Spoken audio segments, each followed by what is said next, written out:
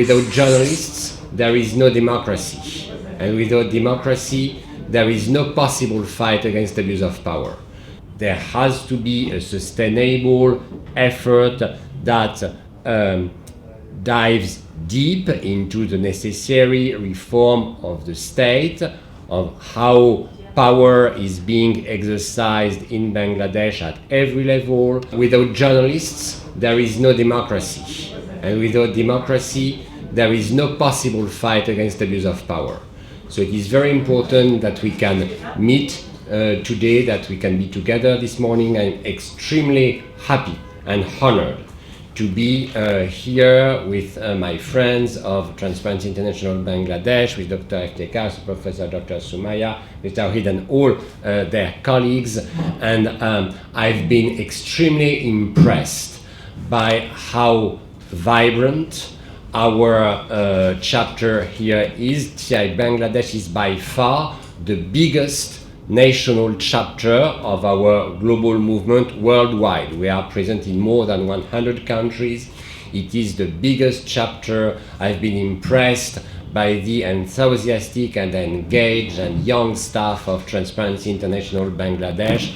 Also, I've had the privilege to meet with all the presidents of the committees of concerned citizens, who had made me the great honor to come from all over the country to discuss with me. Also the elected leaders of the youth committees that you have throughout the country.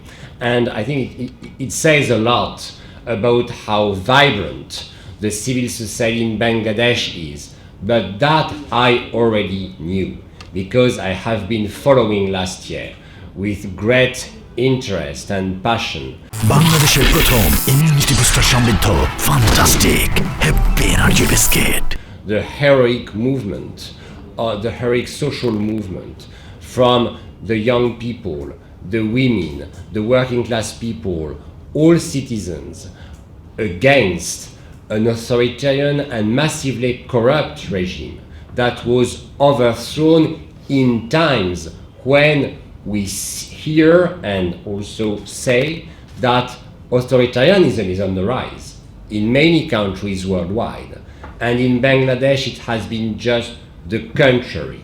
Therefore, our global movement, the global civil society that we form in our 100 countries to fight against this global change of corruption, this global civil society is admiring what's happening in Bangladesh and is looking at what's happening in Bangladesh. And we know that stakes are high, but we can only commend all the efforts that have been undertaken with the Reforms Commission, the Consensus Commission, all the reforms. Many of them have been recommended by Transparency International Bangladesh in the very months of the fall of the authoritarian regime in August last year. And then there were other reports that were published that I'm sure you are aware of, 100 days after the fall of this regime, and still last month with a very important and precise and clear stock-taking report, and with one major idea, which is that all these reforms have to be sustained.